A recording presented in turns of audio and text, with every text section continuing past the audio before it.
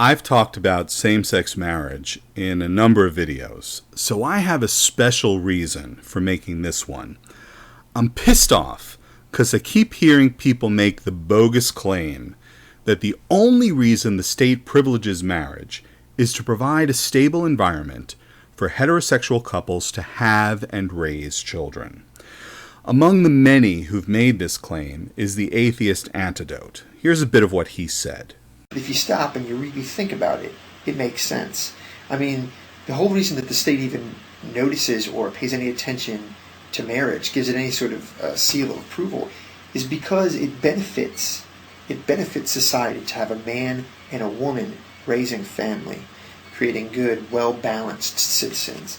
I've yet to hear anyone demolish this better than the brilliant Jonathan Rauch in a piece he published back in 1996 in the New Republic entitled, For Better or Worse, The Case for Gay and Straight Marriage. There's a link to the full article to the right of the screen, and I encourage you to read it. The following is merely an excerpt that shows how the procreation-centric view of marriage ends up undermining, rather than affirming, the exclusive privileging of heterosexual marriage. Here goes. We turn to what has become the standard view of marriage's purpose. Its proponents would probably like to call it a child-centered view, whatever you call it. It's the view of marriage that is heard most often, and in the context of the debate over gay marriage, it is heard almost exclusively. In its most straightforward form, it goes as follows, and I quote here from James Q. Wilson's fine book, The Moral Sense, quote, "A family is not an association of independent people. It is a human commitment designed to make possible the rearing of moral and healthy children. Governments care, or ought to care, about families for this reason, and scarcely for any other," unquote. Wilson speaks about family rather than marriage as such, but one may, I think, read him as speaking of marriage without doing any injustice to his meaning. The resulting proposition, government ought to care about marriage almost entirely because of children, seems reasonable. But there are problems. The first, obviously, is that gay couples may have children, whether through adoption, prior marriage, or, for lesbians, artificial insemination. If the mere presence of children were the test, then homosexual relationships can certainly pass it. You might note, correctly, that heterosexual marriages are more likely to produce children than homosexual ones. When granting marriage licenses to heterosexuals, however, we don't ask how likely the couple is to have children. We assume that they're entitled to get married whether or not they end up with children. Understanding this, conservatives often make an interesting move. In seeking to justify the state's interest in marriage, they shift from the actual presence of children to the anatomical possibility of making them.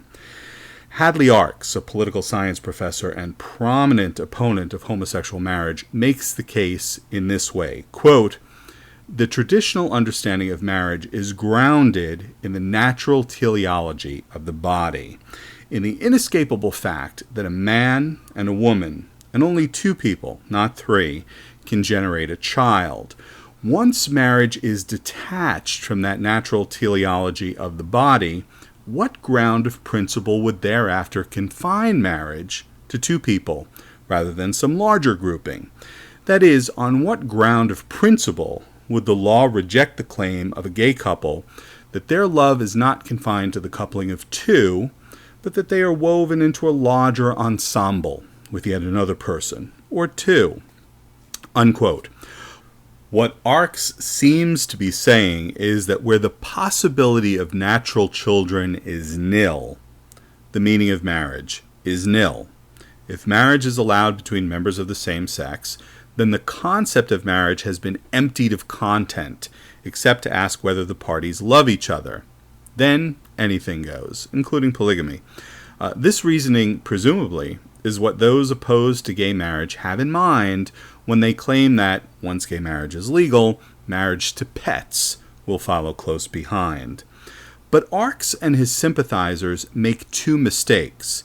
To see them, break down the claim into two components. One, two-person marriage derives its special status from the anatomical possibility that the partners can create natural children.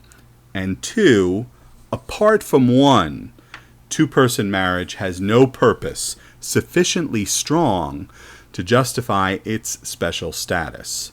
That is, absent justification one, anything goes. The first proposition is wholly at odds with the way society actually views marriage. Leave aside the insistence that natural as opposed to adopted children define the importance of marriage. The deeper problem, apparent right away, is the issue of sterile heterosexual couples. Here, the anatomical possibility crowd has a problem, for a homosexual union is, anatomically speaking, nothing but one variety of sterile union, and no different even in principle. A woman without a uterus has no more potential for giving birth than a man without a vagina. It may sound like carping to stress the case of barren heterosexual marriage. The vast majority of newlywed heterosexual couples, after all, can have children and probably will. But the point here is fundamental. There are far more sterile heterosexual unions than homosexual ones. The anatomical possibility crowd cannot have it both ways.